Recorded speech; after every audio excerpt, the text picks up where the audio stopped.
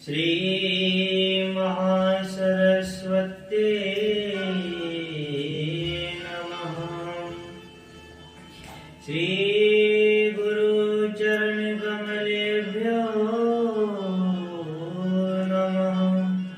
श्री मातवीक्षं चरणकमलेभ्यो नमः। हरि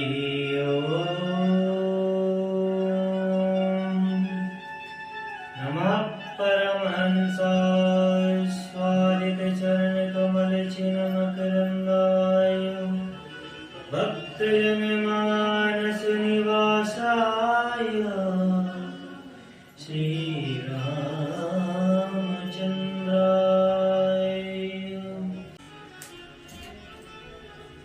नारायणं नमस्कृत्य नरं चैव नरोत्तमं देवीं सरस्वतीं व्यासं ततो जयमुदीरयेत्। गौराङ्गं रसमयं नित्यं रसाचार्य रसोत्सुकं श्रीरामहर्षणदेवाख्यं सद्गुरुं प्रणमाम्यहम्। भक्तिभक्त भगवन्त गुरु चतुर्नाम वपु एक, जिनके पद वंदन किए तो नासत वीर। बोलिए श्री राधे रानी सरकार की जय। श्री गुरुदेव भगवान की जय। जय जय श्री राधे।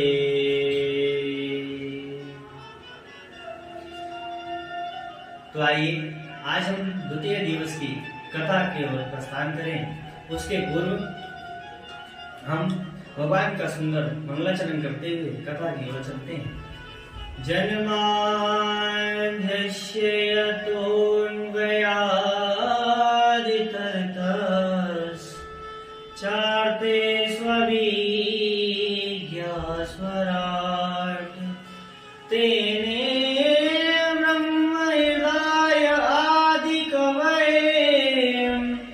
मुह्यन्ति यत्सूरयः तेजो वारिमृणां यथा विनिमयो यत्र त्रिसर्गो मृषा धाम्ना स्वेन सदा निरस्तकुहकं सत्यं परं धीमहि सत्यं परं धीमहि। तो इस श्लोक का मंगलाचरण करते हुए भगवान वेदव्यास जी ने किसी देवता विशेष का नाम न लेते हुए बल्कि सत्य स्वरूप जो परमात्मा है, ब्रह्म है, इनको प्रणाम करते हैं। सत्यम परम धीमहि।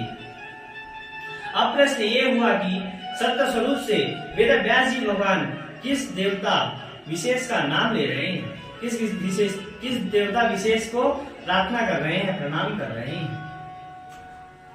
तो भगवान की पहचान कैसे होती है, तो उस देवता की पहचान क्या है? तो भगवान की पहचान दो तरह से होती है। तमेव स्वरूप तटस्थ लक्षणाभ्याम उपलक्ष्यति। भगवान की पहली पहचान तो उनके स्वरूप से होती है और भगवान की दूसरी पहचान उनके तटस्थ लक्षण से है। तो भगवान का स्वरूप कैसा है और भगवान के स्वरूप का लक्षण क्या है? तो बोले सत्यत्व हेतु। सत्य स्वरूप जो परमात्मा है, हम उनको प्रणाम करते हैं। और वो सत्य स्वरूपी परमात्मा कैसे हैं? तो जिनकी माया से ये मिथ्या जगत भी सत्यवत प्रतीत हो रहा है, ये झूठा जगत भी हमें सत्यवत दिखाई पड़ रहा है, इसी का नाम माया है। और भगवान का यही स्वरूप। और भगवान का लक्षण कैसा है? और भगवान का दूसरा लक्षण कैसा है? तो बोले भगवान का जो स्वरूप है वो कैसा है और उस स्वरूप की क्या विशेषता है? यह सत्य दया मिथ्या सर्वोपि सत्यवत प्रतीयते। क्योंकि भगवान के कारण ये जो झूठा जगत है, ये जो मद मोह लोभ क्रोध माया ये सब है, ये हमें सत्य लगते हैं। ये जो घर परिवार दुनिया रिश्तेदार ये सब हैं, ये हमें सत्य लगते हैं कि ये हमारे हैं, मगर जिस दिन ये तन से प्राण जाएगा उस दिन ये कोई अपने नहीं रहेंगे। ये सब माया का खेल है और माया में ही फंसे हुए हैं। और माया का खेल कैसा है कि देखिए, जब सूर्य की किरणें सड़कों पर पड़ती है, रोडों पर पड़ती है, और हम जब जाते हैं तो हमें दूर से उस सड़क में जल का आभास होता है, जल दिखता है, मगर जब हम पास जाते हैं तो वहां वास्तव में जल नहीं होता। यही मृषा है, मतलब यही भगवान की माया है, और यही भगवान की माया से हमें झूठी चीजें दिख रही हैं। वहां जल नहीं है फिर भी हमें जल दिख रहा है। इसी प्रकार हम इस जगत में भी फंसे हुए हैं। यह घर परिवार मोह माया हमारा है, मगर कुछ नहीं है महाराज। जिस दिन हमारे तन से प्राण जाएंगे उस दिन ये सब यहीं धरा का धरा रह जाएगा।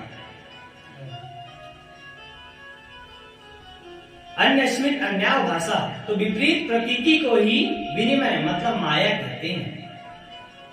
जैसे सामने पड़ी हुई रस्सी, हमारे सामने का रस्सी पड़ी होती है, कभी कभी अचानक से हमें उसमें सर्प की भ्रांति हो जाती है, हम डर जाते हैं उसे देखकर, हमें लगता है कि इसमें सर्प होगा, मगर वहां वास्तव में सर्प नहीं होता। तो यह सब हमारे मन का भ्रम है महाराज। यस्मिन् ब्रह्मणि त्रयाणाम माया गुणानाम तमोरजा सत्वानाम सर्वोपि भूतेन्द्रिया देवता रूपो अमृषा सत्या। तो इस जगत में केवल भगवान ही सत्य है, भगवान के कारण से ही ये मिथ्या जगत सत्य प्रतीत हो रहा है, सत्य दिख रहा है। पर मिथ्यत्व का दोष किंचित मात्र भी भगवान पर नहीं लगता। क्यों नहीं लगता? क्योंकि भगवान माया से परे हैं, इंद्रियों से भी परे हैं। भगवान को ना तो इंद्रियां घेर सकती हैं, ना तो ये माया घेर सकती है। क्यों? क्योंकि माया तो भगवान के वशीभूत है। इसलिए महाराज भगवान को तो माया भी नहीं घेर सकती। माया का जो दोष है वो भगवान को किंचित मात्र स्पर्श भी नहीं कर सकता। तो हम ऐसे परमात्मा को प्रणाम करते हैं। स्वेनैव धामना मासा निरस्तम पूर्वकम माया लक्षणम यस्मिनस्तम। धामना शब्द का अर्थ है चित सत्या, यानी भगवान इतने प्रकाश स्वरूप है, इतने तेजोमय है कि भगवान के ही कि कुहक मतलब अंधकार, जो भगवान को छू भी नहीं सकता, किंचित मात्र स्पर्श भी नहीं कर सकता। तो भगवान मिथ्यत्व के दोषों से परे हैं, दूर हैं। तो वो भगवान कैसे हैं? बोले सत्यम ज्ञानम अनंतम ब्रह्म है। जो सत्य है वही ब्रह्म है, वही परमात्मा है।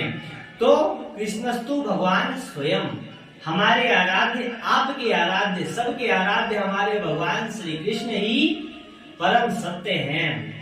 और यह ब्रह्मा आदि जितने भी देवता हैं, यह एक कल्प काल के लिए है महाराज। एक कल्प आयु आएगी, प्रलय आएगा, उसके बाद यह सब नष्ट हो जाएंगे।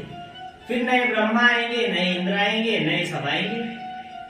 तो महाराज ये सब एक कल्प आयु के लिए है, इन सब की एक आयु है। ये एक कल्प के लिए आए हैं, एक कल्प के बाद चले जाएंगे। क्यों? क्योंकि इन सब में वह चीजें घटित नहीं होती जो भगवान के अंदर होती हैं। इन सबको इंद्रियों से फर्क पड़ता है, इन सबको माया भी कभी ना कभी घेर लेती है, मगर भगवान को ये सब चीजों से कोई फर्क नहीं पड़ता। ब्रह्मादि देवता सभी बदल जाते हैं, कभी न कभी एक समय आता है कि ब्रह्मादि देवता सभी बदल जाते हैं। पर हमारे प्रभु कैसे हैं?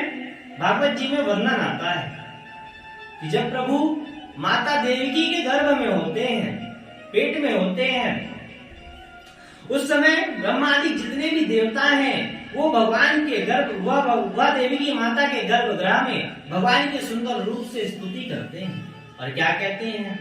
सत्यव्रतम सत्य परम त्रिसत्यम सत्यस्य योनि नेतम च सत्यम। सत्यव्रतम सत्य परम त्रिसत्यम सत्यस्य योनि नेतम च सत्यम। सत्यस्य सत्यमृतम सत्यनेत्रम सत्यात्मकं त्वां शरणं प्रपन्ना। सत्यस्य सत्यमृतम सत्यनेत्रम सत्यात्मकं त्वां शरणं प्रपन्ना।